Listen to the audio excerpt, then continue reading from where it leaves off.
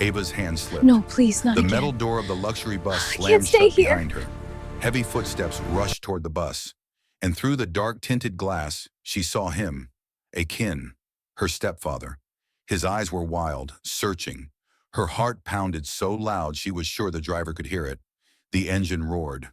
The bus began to move. Ava pressed herself flat against the cold leather seat, hiding beneath a row of expensive jackets hanging inside the private section. If Akin saw her now, everything would be over. But the bus did not stop, and Akin was running after it. Then suddenly, a voice spoke from behind her. "Who are you?" Ava froze, slowly. She turned around, and standing right there, in a sharp navy suit, was one of the richest young men in Lagos. 3 hours earlier, Ava had been on her knees, scrubbing the marble floor of a large office building in Victoria Island. She was only 20, but her eyes looked older, tired, careful. She worked as a janitor after school. It was the only job her stepfather allowed her to keep. "Move faster!" Aiken had shouted that morning. "You are useless if you cannot even bring money into this house."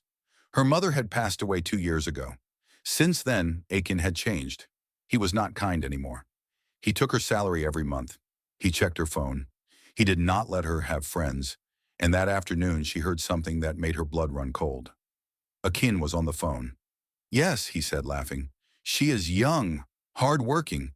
You can take her to Abuja tomorrow." Ava stopped breathing. "Take her!" Her hands shook so badly she dropped her mop. That was the moment she decided she would run. By evening, Lagos traffic was heavy. Cars lined up in long rows near Lekki Phase 1. Ava walked fast, her small backpack clutched tightly. She had nowhere to go, no money, no plan. Then she saw it, a long black luxury bus parked beside a five-star hotel. It was not an ordinary bus.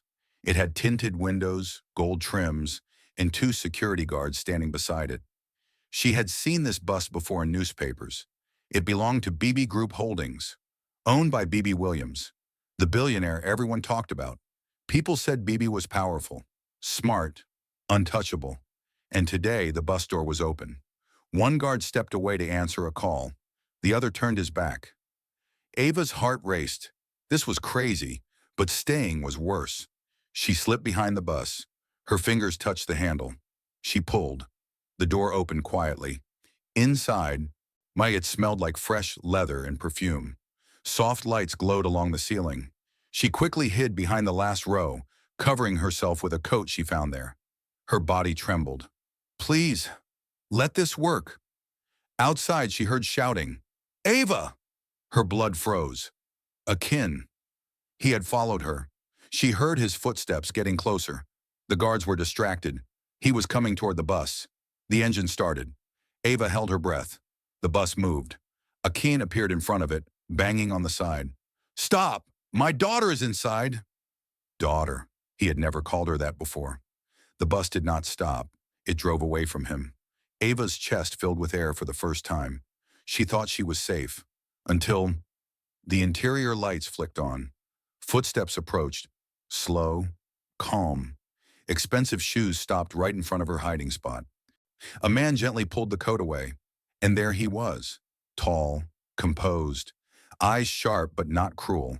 BB Williams himself. He looked down at her. A dirty uniform. Tearful face. Fear written all over her. His voice was quiet. "This is my private bus." He paused. "Why are you hiding in it?" Ava opened her mouth to speak, but before she could say a word, her phone started ringing loudly inside her bag.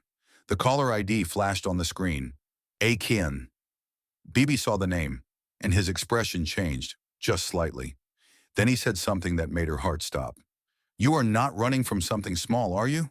And just then, the bus suddenly braked hard.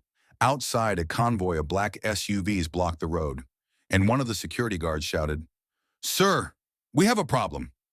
The bus stopped so hard that Ava fell forward. No, BB caught her before she hit the floor. Outside, engines growled. Black SUVs surrounded the bus. Men stepped out. Big men, serious faces, dark glasses. Ava's breath became short and fast. BB looked through the window, calm but alert. "Stay down," he told her softly. His voice was not angry. It was steady. That scared her even more. One of the guards rushed inside. "Sir," he said quickly, "those vehicles have no number plates." No number plates. In Lagos, that meant danger. Bibi's jaw tightened. "Lock every door," he ordered. "Call Kiki." The guard nodded and ran back out. Ava felt small, very small. She had only wanted to escape a Keen. Now she had brought trouble to a billionaire's bus. "I am sorry," she whispered. Bibi looked at her. "For what?" "For hiding. For bringing problems." He studied her face carefully. "Must you think this is because of you?" Before she could answer, a loud bang hit the side of the bus. Ava screamed. Another bang. One of the men outside was hitting the window. "Open the door," the man shouted. Bibi did not move. Instead, he took out his phone. He dialed one number. "Kiki," he said calmly, "activate level 3. Ava did not know what that meant, but the lights inside the bus dimmed. The windows became darker, even darker than before. The engine came back on. "What is happening?" she asked, her voice shaking. Bibi turned to her. "Tell me the truth. Who is Akin?" Her heart dropped. "How do you know his name?" "You said it when your phone rang." Ava swallowed hard. "He is my stepfather." "And?" She looked down at her hands. "He doesn't like me." Silence filled the bus. Even the noise outside felt far away. Bibi's face changed. Not anger. Something deeper. Cold. "How long has this been happening?" he asked. "Since my mother died." Another loud bang. The men outside tried to open the door, but it would not open. Suddenly, one of the SUVs moved in front of the bus. Blocking the way completely, the driver looked back nervously. "Sir, we cannot pass." Bibi leaned back in his seat. Very calm. Too calm. "Kiki is 2 minutes away," he said, as if that explained everything. Ava's heart beat like a drum. She heard shouting outside. Then, a familiar voice, Akin. "I know she is inside," he yelled. "She is my daughter." Ava's body froze. How did he find her? How did he know about the bus? Bibi's eyes narrowed. "You told someone about this bus?" he asked quietly. "No," she cried. "I swear." Before Bibi could respond, a gunshot rang out. The sound exploded in the air. Ava covered her ears and screamed. One of the bus windows cracked slightly but did not break. The guards outside shouted. Bibi stood up slowly. His voice was firm now. "Driver, move." "But sir, the road is blocked." "Move." The driver pressed a button. The bus engine roared louder than before. Stronger. Powerful. The bus pushed forward. The SUV in front tried to hold its ground. Metal scraped against metal. Ava held onto the seat tightly. The bus forced its way through. The SUV moved aside at the last second, and the bus sped forward. The men jumped back. Akin stood in the middle of the road, staring at the bus as it escaped. His eyes locked with Ava's through the tinted glass. He smiled. Not a normal smile. A slow, confident smile. As if he was not afraid. As if he knew something. The bus turned a corner at high speed. His silence filled the inside again. Ava started crying softly. "I am sorry," she whispered again. Bibi looked out the window, then back at her. "This is bigger than you," he said. Just then, his phone buzzed. It was Sandra. Bibi answered. "Yes?" There was a pause. His expression darkened. "Are you sure?" Another pause. Then he said slowly, "So Akin does not just want her." He ended the call. Ava wiped her tears. "What did she say?" Bibi looked at her in a way that made her stomach twist. "Ava," he said quietly, "your stepfather has been looking for this bus all week." The bus drove deeper into Lagos. Fast. Sharp turns. No slowing down. Ava's mind spun. "Why?" she asked weakly. Bibi held her gaze. "Because he was not trying to catch you." He paused. "He was trying to catch me." And in that moment, a loud explosion sounded behind them. The entire bus shook. The back window shattered. Ava screamed. Smoke began to fill the road behind them. The driver shouted, "Sir, they are still following us." The smoke behind the bus grew thick. Through the back window, Ava saw headlights cutting through it. They were still there, still chasing. Her hands would not stop shaking. Bibi did not look afraid. He looked focused. "Kiki," he said into his phone, We are 3 minutes away, a calm female voice replied. That must be Kiki. Clear the bridge, Bibi ordered. Bridge? Ava looked ahead. They were heading toward the Lekki Ikoyi Link Bridge. The road was wide and open, no traffic. Too open. Sir, they are gaining speed, the driver shouted. Another black SUV appeared beside the bus. Close. Too close. The window of the SUV rolled down. A man leaned out. He pointed something long and dark. Ava's heart stopped. Down! Bibi shouted. A loud crack split the air. The side mirror shattered. Glass sprayed across the road. Ava screamed and covered her head. The bus swerved but did not stop. Faster! Bibi said. The driver pressed harder. The engine roared like a wild animal. The wind outside howled against the body of the bus. The SUV tried to overtake them. But suddenly, from the other side of the bridge, 3 black vehicles sped forward. Perfect formation, smooth, powerful. They blocked the road ahead of the attackers. The chasing SUV slowed. Confused. Ava blinked. What is happening? She whispered. Bibi's lips curved slightly. Kaiki. The 3 vehicles stopped sharply. Men stepped out, not shouting, not panicking. They moved with discipline. Professional. The SUV behind them tried to reverse, but another car blocked it from behind. They were trapped. Ava watched everything like it was a movie, but this was real, very real. The bus slowed down now, not because it had to, but because it chose to. The attackers stepped out slowly. One of them removed his dark glasses, and even from far away, Ava recognized him. A kin. He was not scared.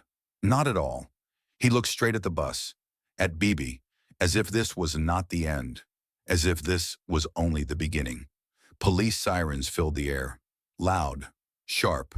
Red and blue lights flashed across the bridge. Officers rushed in and surrounded the scene. The men were pushed to the ground, handcuffed. Akin did not resist. He kept smiling. Bibi stepped off the bus. Ava grabbed his sleeve. Do not go, she pleaded. He looked down at her gently. I have to. He walked forward with calm steps. Ava watched from the door. Police officers spoke to Bibi respectfully. One officer turned to Akin. You are under arrest. Akin laughed softly. On what charge? The officer hesitated. Then Akin said something that made Ava's stomach twist. Ask him. Akin nodded toward Bibi. He knows why I was really here. Bibi's face remained steady, but his eyes hardened. What is he talking about? Ava whispered to herself. The police led Akin toward their vehicle. Just before entering, he turned his head. His eyes found Ava again, and he mouthed 2 slow words. You belong. Ava stepped back. Her heart thudded painfully. Belong? Belong to what? Belong to who? Bibi returned to the bus. The police cars drove away with Akin inside. The bridge became quiet again. Too quiet. Ava looked at Bibi. Is it over? She asked in a small voice. Bibi did not answer immediately. Instead, he stared at his phone. A message had just appeared. Unknown number. He opened it. His expression changed. This time, he was not calm. He slowly turned the screen toward Ava. On it was a photo, a recent photo, of her, standing outside the office building where she worked. Under the picture were 6 words. Delivery must happen tonight. Ava stared at the message. Her legs felt weak. Delivery? She whispered. Bibi's jaw tightened. You are not, he said firmly. The bus doors closed again. Drive, he ordered. This time they were not running fast. They were moving carefully, watching every corner, every car, every shadow. Inside the bus, the air felt heavy. Ava hugged herself. I told you, she said softly. He doesn't like me. Bibi shook his head. This is bigger than not liking. He turned his phone toward her again. Another message had arrived. This one had only 3 letters. Bibi. Ava looked at him. Why are they sending your name? Before he could answer, his phone rang. Sandra, he answered quickly. Yes. Ava listened to only his side of the call. How did they get that file? Silence. Who else knows? Longer silence. Then Bibi closed his eyes for 1 second. Lock down the office. Now. He ended the call. What file? Ava asked. Bibi looked at her carefully. Akin works for someone. Her heart skipped. Who? Someone who has been trying to destroy my company. Ava felt cold. You think this is about money? I think, Bibi said slowly, you were placed in my path. Ava shook her head. No, I clean floors. I do not know rich people. Bibi leaned forward. Which office building do you clean? Williams Tower. The bus went silent. Even the driver glanced back. Bibi's company headquarters was called Williams Tower. Ava blinked. I did not know, she said quickly. It is just a job. Bibi nodded slowly. Yes, a job inside my building. The pieces were coming together. Ava remembered something. 2 weeks ago, Akin had asked strange questions. What floor do you clean? What time does the boss arrive? Does he come alone? At the time, she thought he was just curious. Now, her chest tightened. They used me, she whispered. Bibi did not deny it. The bus turned into a large compound in Ikoyi. Tall gates, private security, cameras everywhere. The gates opened immediately. The bus drove inside. As soon as it stopped, Kiki rushed forward. She was sharp, confident, and calm. Short, natural hair. Serious eyes. Sir, she said, we found something. Bibi stepped down from the bus.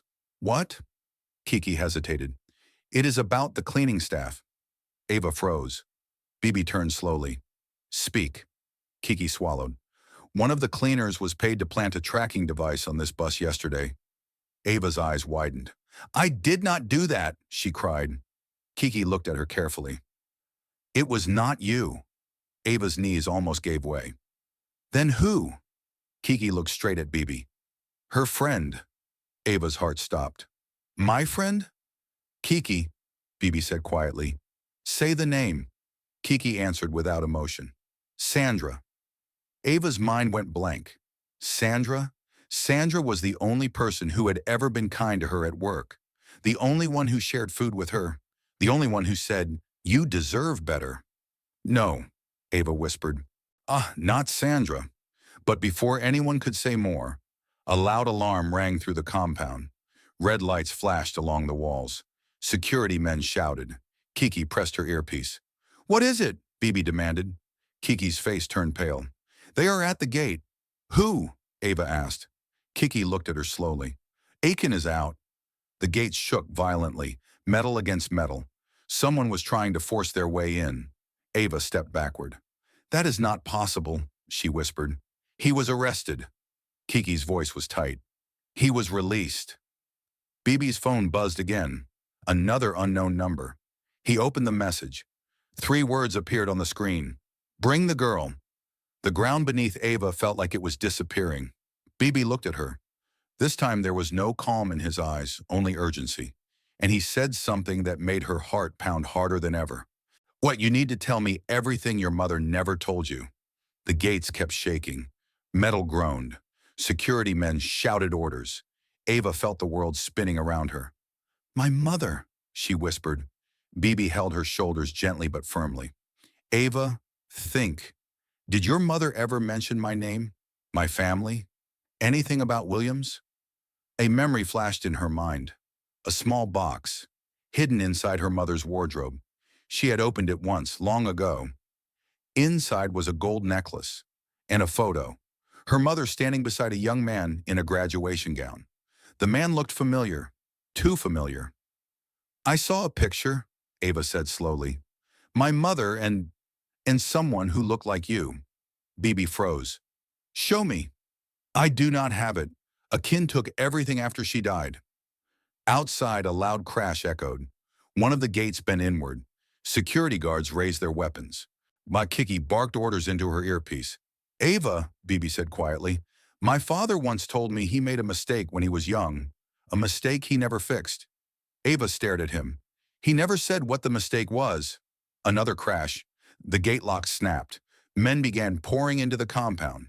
Akin walked in front of them. Calm, confident, like he owned the place. He cannot take me, Ava whispered. Bibi stepped in front of her. He will not. Akin stopped a few meters away. His eyes locked on Ava, then on Bibi. You should have handed her over, Akin said smoothly. This would have been easier. Who are you working for? Bibi asked. Akin smiled. You still do not see it, do you? Police sirens grew louder in the distance. Akin did not look worried. Instead, he reached into his pocket and pulled out something small. A necklace. Gold. Ava gasped. My mother's... Akin lifted it slightly. She was never honest with you, Ava, he said softly. You were never just her daughter. Bibi's face went pale. Akin's voice dropped lower. You are the proof of a secret your precious billionaire family buried years ago. Silence swallowed the compound. Ava's heart pounded so hard she thought it would burst. What secret? She asked weakly. Akin looked at Bibi. Tell her. Bibi did not move. Akin laughed. Fine, I will. Police cars screeched to a stop outside the compound. Officers rushed in. Guns raised. Chaos exploded around them. Security grabbed Akin. He did not fight. He simply leaned toward Ava as they pulled him away. You belong to more than you think, he whispered. The necklace fell from his hand. It landed at Ava's feet. The police forced him into a vehicle. The compound slowly became quiet again. Smoke lingered in the air. Broken metal lay on the ground. Ava bent down and picked up the necklace. Her fingers trembled. She looked up at Bibi. Tell me, she said. Bibi stepped closer. His voice was no longer calm. It was heavy. Your mother's name was Elizabeth Adebayo. Ava nodded slowly. Yes. Bibi swallowed. She was once engaged to my father. The world went silent. But she left before the wedding, he continued. No one knew why. Ava's breathing became shallow. And months later, Bibi said carefully, she disappeared from our lives. Ava's lips trembled. What are you saying? Bibi looked directly into her eyes. I am saying, if what Akin believes is true, he hesitated, then finally spoke the words that changed everything. But you may not just be a janitor girl who hid on my bus. He paused. You might be my sister. Ava felt the ground vanish beneath her. The necklace slipped from her hand again. Sirens faded in the distance. The night grew still. And for the first time, the truth was more terrifying than Akin ever was. Thanks for watching. What's your view about this story? Where are you watching from? Do well to let us know in the comments below. And don't forget to like, share, and subscribe for more interesting stories. Stay blessed.